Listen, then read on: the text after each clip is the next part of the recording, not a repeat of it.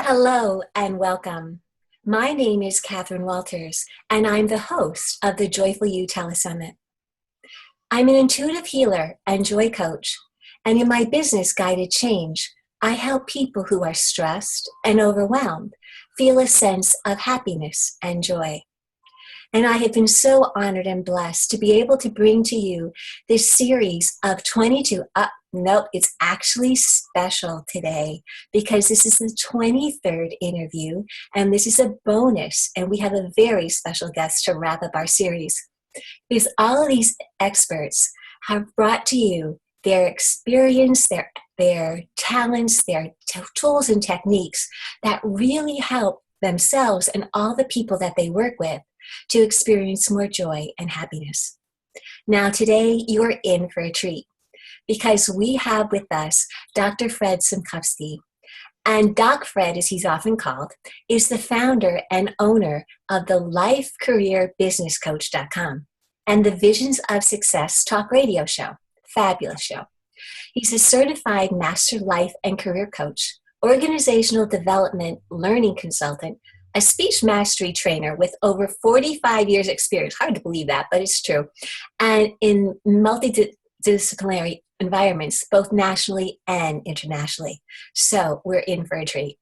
Hello, Doc Fred. Got to call you Doc Fred. Thank you for being here on the Joyful You Summit and sharing your expertise. Oh, I'm absolutely thrilled about being here, and I'm looking forward to our interview right now. Oh, awesome. That is so great.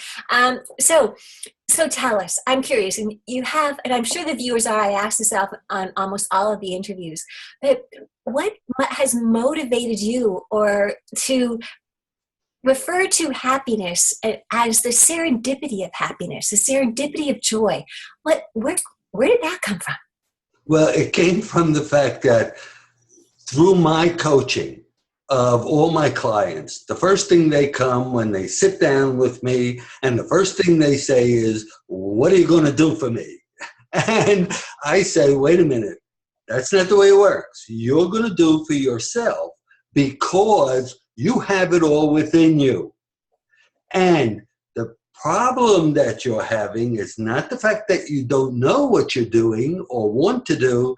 It's about the fact that you don't let it happen.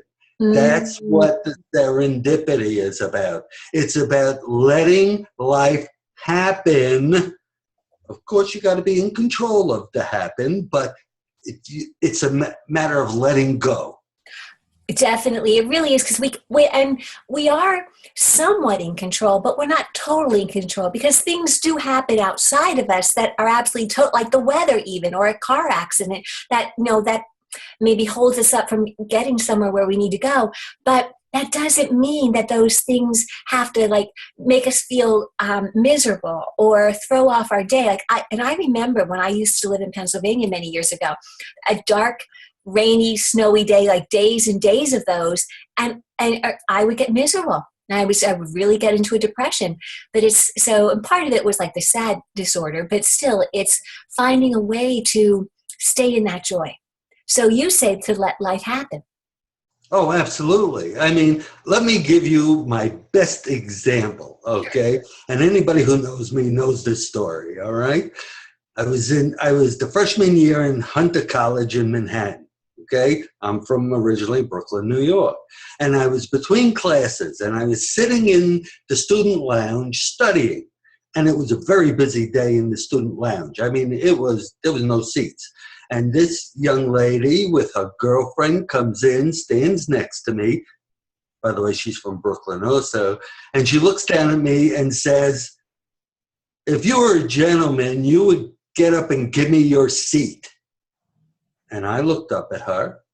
And of course, I liked what I saw. So I patted my lap. And I said, "Why don't you sit right here, honey?" And she sat down. Okay? And of course, 48 years later, it's the old story, okay? Right. 4 kids, 15 grandchildren, we're still going strong. But that's the serendipity of happiness. If I wasn't open to being as brash as she was, both from Brooklyn, okay? If I wasn't so brash, I could have told her, and you see it happen all the time, okay, go find a seat. Leave me alone, Right. okay? But I figured you can't lose anything, and maybe she'll sit down. And she did. And I tell you, I was just absolutely flabbergasted because I thought she would never sit down on my lap. Okay. And then her girlfriend says, "Can I sit on the other leg?" Okay. And I said, "Well, I only got two legs here. Let me give you a break." But that's what we're talking about, the serendipity of happiness. Okay. It's there. It's going to come out of the blue. And if you don't stop to think about what's the next thing you're going to do or how you're going to do it, okay, it just passes by. Think of it, 48 years ago, well, actually over 50 years ago, because I was engaged to her for 3 years, that was way Right. back. You were a freshman in college. Yeah, that was back in the Stone Age when everybody went around with each other for a while, okay? But my point is, if I hadn't done that, okay, if I hadn't let that life happen for me, okay, I would have missed out on so much in my life. Exactly, and that is such a beautiful story. And I know you've probably told it a zillion times, but it shows the point that how we miss opportunities because, well, a lot of it too is that we're not present in our bodies. We're in our heads thinking about what we're going to do next, where we're going, and you and I both, and we both love technology. Heck, we are using technology right now to have this interview. And yet, walking down the street, reading one's tablet, you're missing out on all the beauty and everything else that's around you, or that attractive guy or girl that walks in front of you. Oh, absolutely, absolutely. And that's, that old saying about stop and smell the roses, okay? It's as trite as you can get. But think about it. It's happening all around you. Now, you can walk down the street, any place you can go, and you can find bad stuff. I mean, all you do is got to watch the news at night, and you're going to, they start with all the bad stuff, and then the last story is always a positive one, okay? Now, if you're going to sit for an hour and watch that on TV and not think about that good story as opposed to the bad stories, okay, your life is going to be miserable. Exactly. Right, because people are focusing and I would say we naturally do, but many people, especially when the news reminds us, it gets us in that groove of focusing on the negative. And so we even shift our lives to focus on the negative rather than looking for the beauty and the things that are happy, those opportunities that life brings us all the time that we miss. Oh, yeah. I mean, think about it. It's that old saying, you can do one good thing in your life, but the only thing they remember you for is the 5 bad things in your life. Why? Because the 5 bad things seem to last with us. Yes. Okay? As opposed, the joy and the happiness might be fleeting, but it's only as fleeting as you will allow it to be fleeting. Okay? I think part of the problem, and I'm sure this is maybe another question you're going to ask, is why don't people find more happiness? Well, first of all, they don't understand what their happiness is. Right. Okay?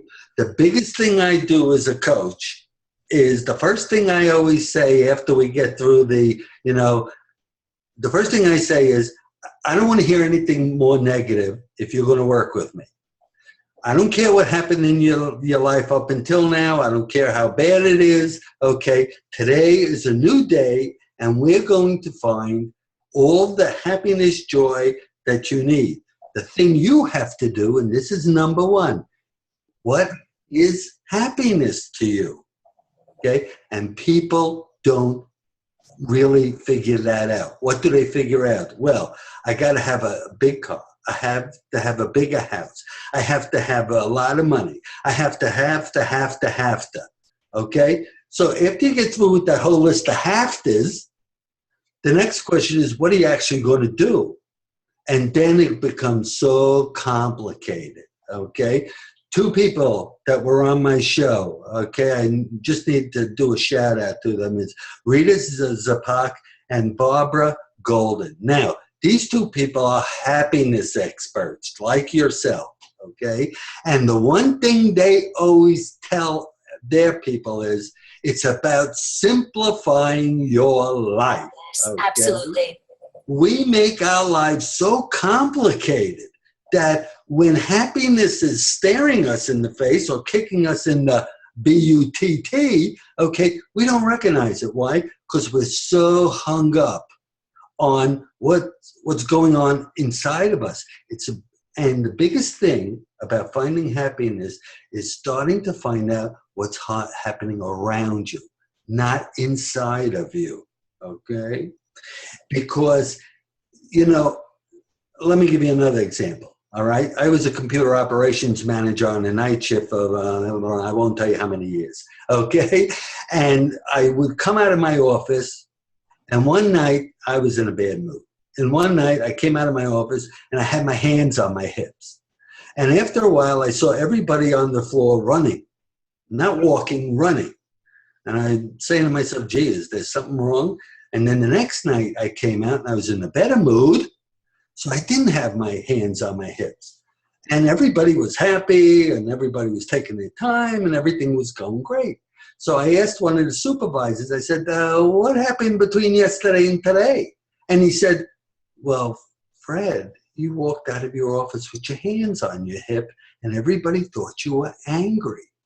I said, I've never been angry. He says, yeah, but that's the first time they ever saw you with your hands on your hip. So it's as simple as that, okay? What are you projecting to the world, okay? Right. Yeah. The projection's a biggie. Absolutely. What are you projecting to the world? Because if you're projecting negative, that's the only thing you're going to get back. Right. Exactly. Yep. And that really fits in with part of the subtext of this program is that negativity. And it's like it really, and I'm the same way when I do my coaching with people, it's like the first thing you want to do is take out the negatives and focus on the positive. And I know for myself, when I was depressed, that was a hard thing to do because it had become such a habit. And it was also modeled by, our parents and whatever, and not fault again, not judging anybody, but it just was sometimes. And so you just took it in. But it's really, you really have to shift your focus to focus on the positive, to look for the positive, to see the positive. And when we see it in other people, it's like, think, when you're coming out of that office, it's not my stuff. If Fred's angry, that's his thing, but it's not about me. I can still be happy and enjoy and not let other people's stuff bring us down. Oh, yeah, absolutely. I mean, I had one supervisor working for me. We used to call him Doom and Gloom. Okay, why? Because when something would go wrong in the operation, he'd be running around with his head coming off his shoulders, that it was the end of the world. Well, one day, he really upset me. So I called him into my office. I said, look, do you know what your nickname is on the floor? And he said, no. I said, it's called Doom and Gloom Ralph. Because if there's a doom cloud above us, you're going to find it. Give me a break, okay? Even if the place is burning down, smile when you tell them to get out of the building, okay? And he started to laugh. I said, that's the Ralph I know, okay? And that's the Ralph you got to let everybody else know. About 2 months later, somebody came into my office and said, what did you do to Ralph? I said, what do you mean, what did I do to Ralph? I didn't do anything to Ralph. He's not the same guy. He's so positive about everything. That's the difference, and that's the serendipity of happiness. It is. It really is, yeah. You don't look for it, but you can make it happen every day with the way you approach it. Right. Yeah.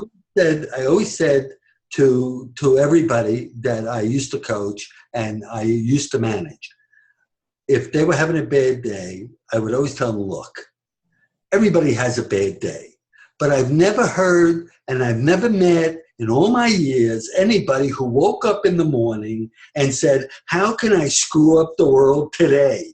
Okay. And I say, maybe I'm lucky that way. I only met positive people in my life. But the reason why I only met positive people in my life is because I was positive. Exactly. And because we know the old expression, misery loves company. So Oh, when you're being that model of being positive and smiling and just open and greeting other people, being friendly, you attract those people that are the same way. And the other ones, you just like let go and they can go on their own trip. And that's fine. But it's like you automatically attract those positive people.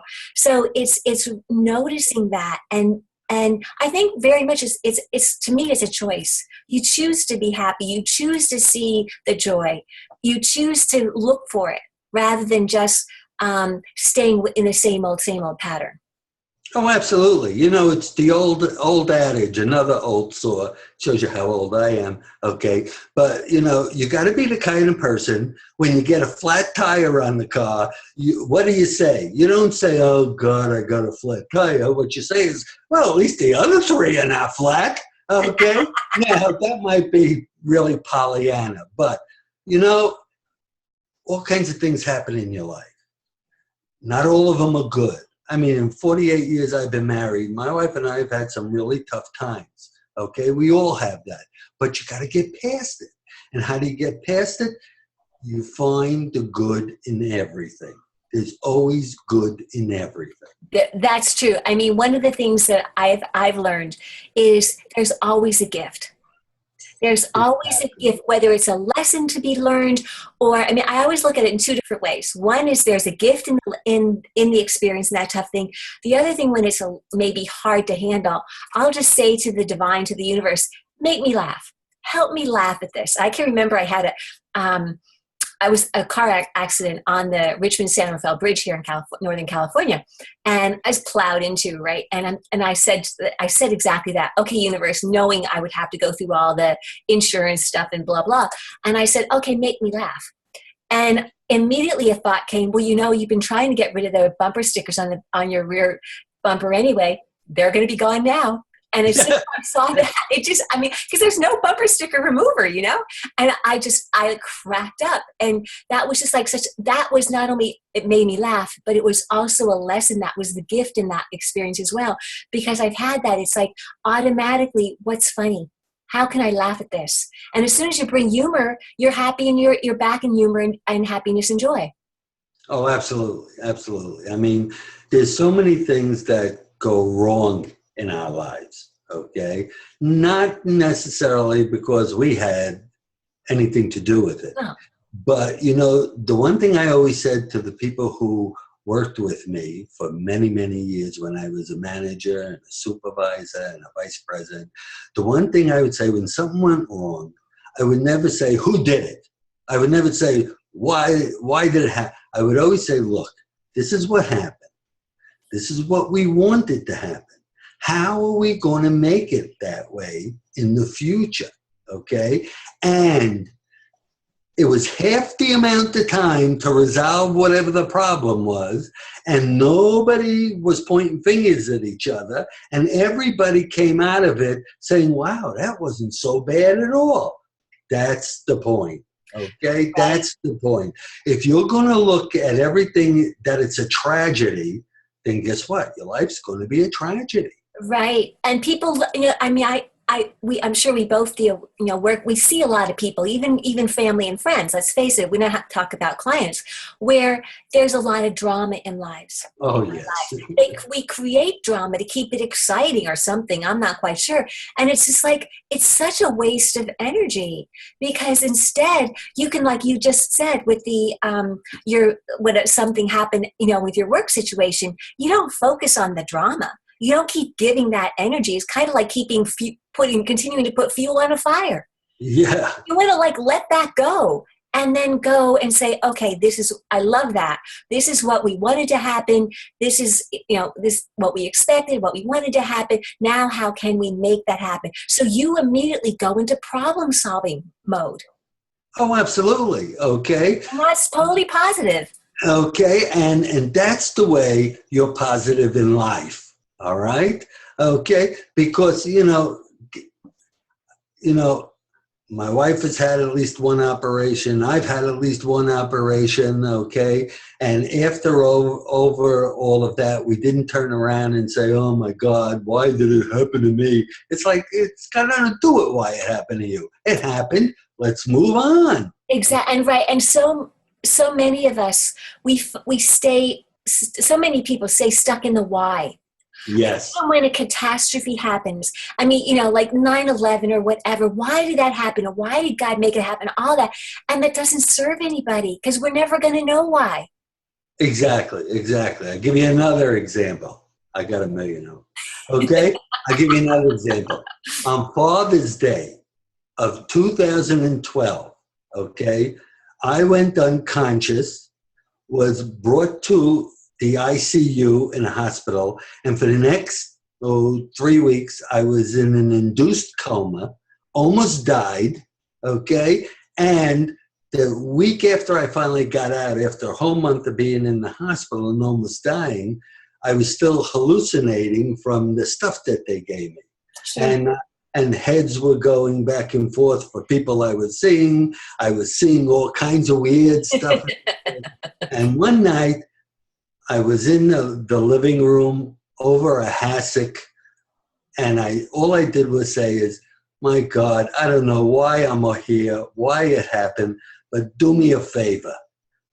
Get me out of this, okay? And that's exactly what I said. And wouldn't you know, the next day, I'm sure it's just coincidental, but the next day, all those drugs finally got out of my system, and I finally started to find out what was going on. And of course, after a month of being out of it, my wife told me everything that went on. And all I could say was, boy, I'm glad I'm over that and won't go through that again, okay?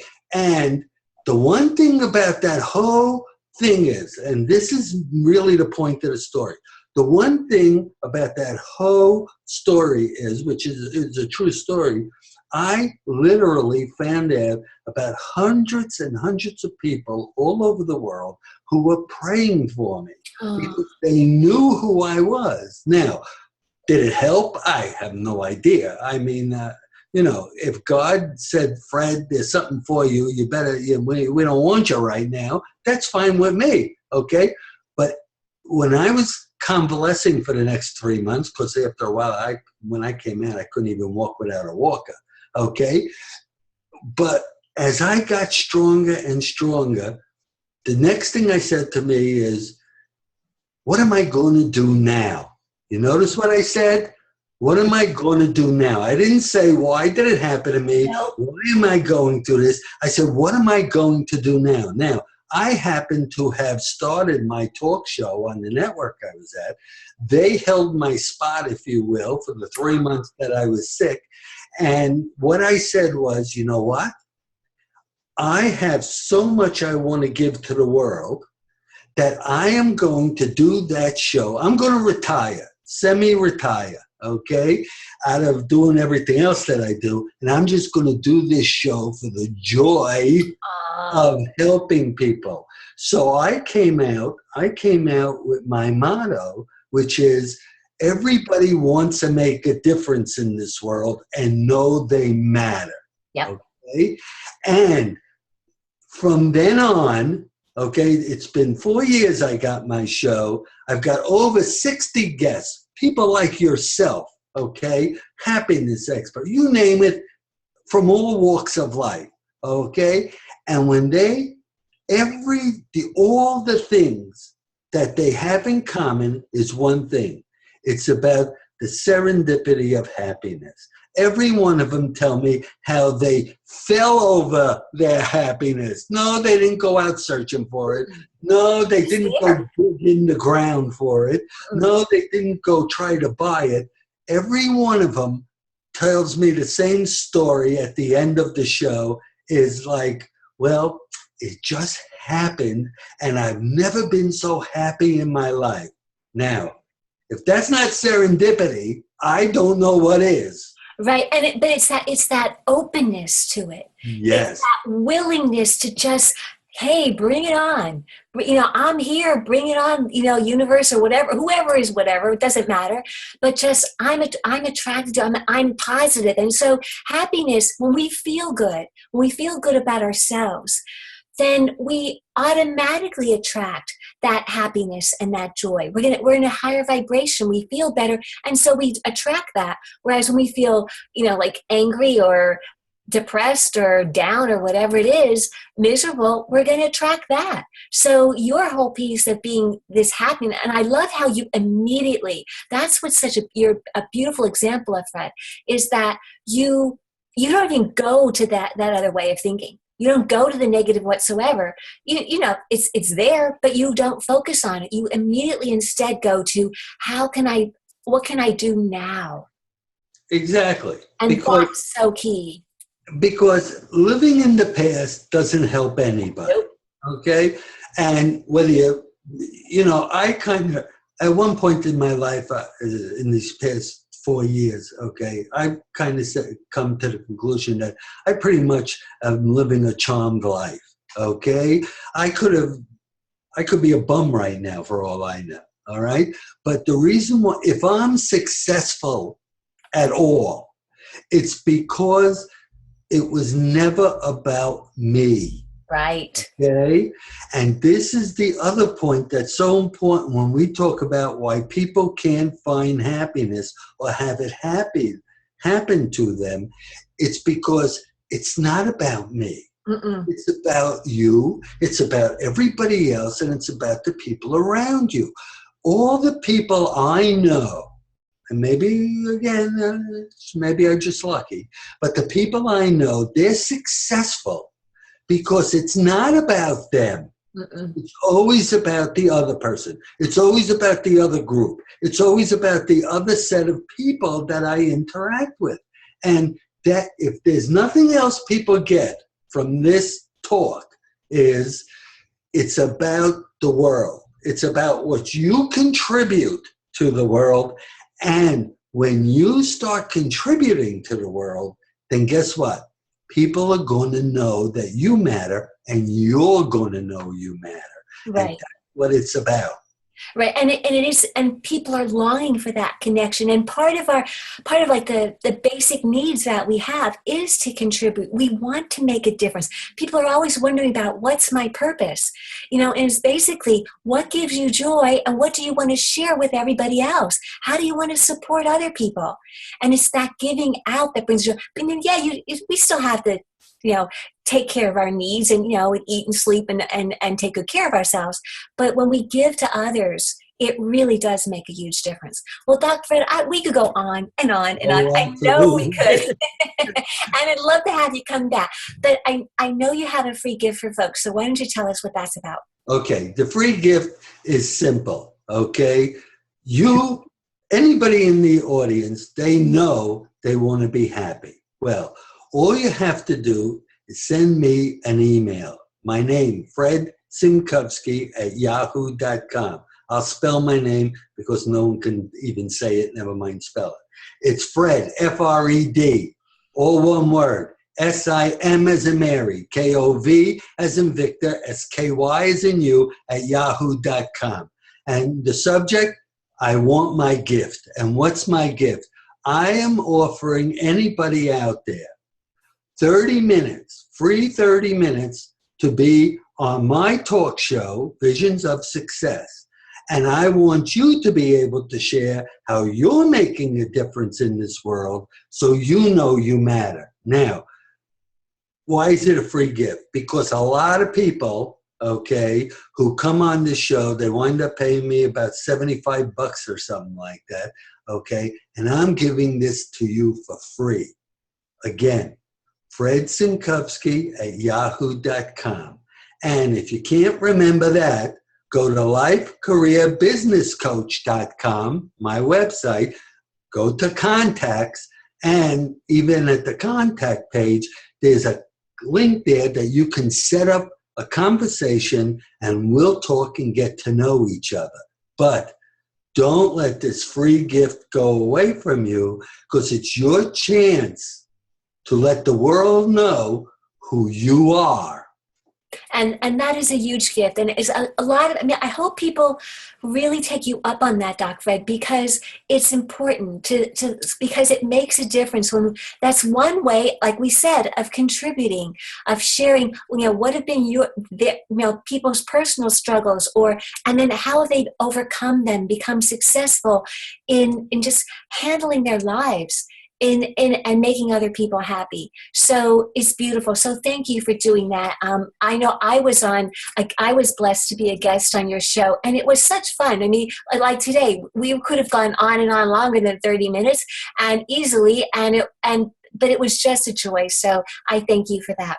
Well, Dr. Fred, I think we're going to have to say namaste to the folks right now. But thank you, and we'll love to have you on again. Take good care, everyone. We'll see you again soon. Namaste.